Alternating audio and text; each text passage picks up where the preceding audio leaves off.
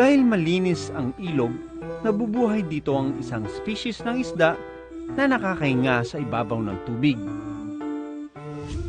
Ang mudskipper. Dito sa Pangasinan ang tawag sa tustusak. Nasa 4 na pulgada lang ang sukat ng mga tustusak. Nakausli ang mga mata nila.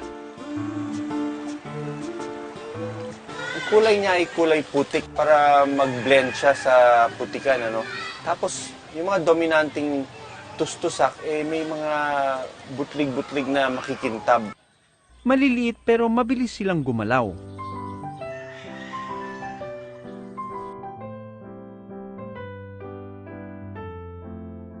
Yung ganong kaliit, ang lakas siyang tumalon. For a creature that only has 2 fins, tapos yung buntot lang, yung muscles nito sa katawan ay talagang tremendous, na kaya niyang tumalon ng napakalakas. Kaya nilang tumalon ng mga 20 times their size, 2 feet ang kaya niyang italon.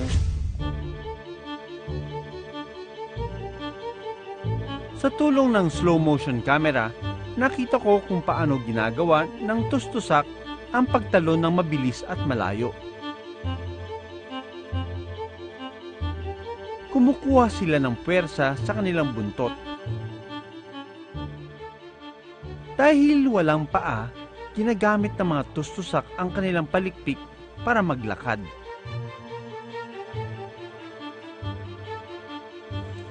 Minsan tumatagilid o humihiga ang tustusak para mabasa ang kanilang hasang. Bukod kasi sa humihinga ang mga tustusak gamit ang kanilang balat, kailangan mapanatiling basa ang kanilang hasang. Maliit man pero agresibo ang mga tustusak.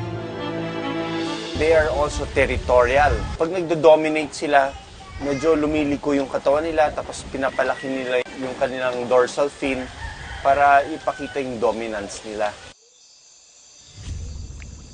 Inaangat din nila ang dorsal fin o palikpik sa ibabaw ng katawan kapag nililigaw ng babaeng tustusak. Kayang kumapit ng mga tustusak sa mga ugat at dahon.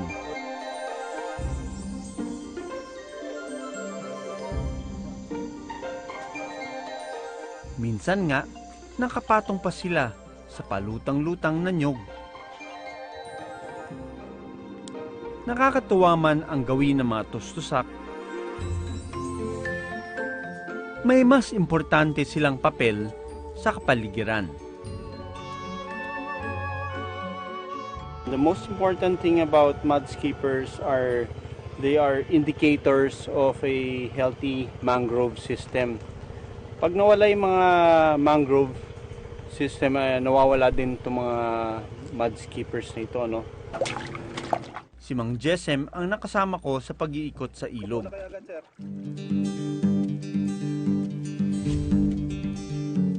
Siya ang chairman ng Fisheries and Aquatic Resources Management Council ng Bolinao.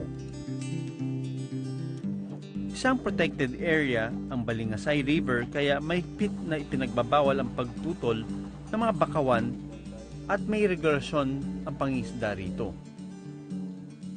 Bukod sa mga tustusak, may iba pang buhay ilang ang nakatira sa Balingasay River. Nakakaaliw yung pagpasok namin doon sa malilit na ilog sa loob ng mangrove forest.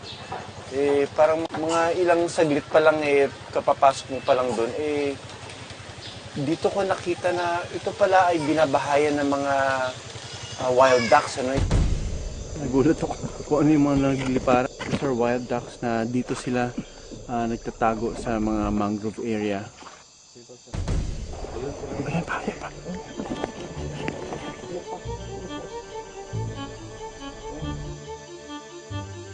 Endemic o dito lang sa Pilipinas makikita ang wild duck o Philippine mallard kung tawagin. Vulnerable o may banta na sa populasyon ng Philippine mallard. Naubusan sila ng mga gandang habitat. Same time, hinahunt sila. Sagana sa pagkain katulad ng mga malilit na isda at talangka ang mangrove, kaya dito tumira ang mga Philippine mallard. Sa mga malalaking puno rito naglilimlim ang mga ibon. Bukod sa mga isda, kumakain din ng mga halaman sa mangrove ang Philippine mallard. Kaya nakatutulong sila sa pagpapakalat ng mga buto nito. Ito pala yung kanilang haven. Dahil nakita mo yung mga branches dito. Diyan sila tumatambay. May hindi lang Philippine ducks ang nakita natin.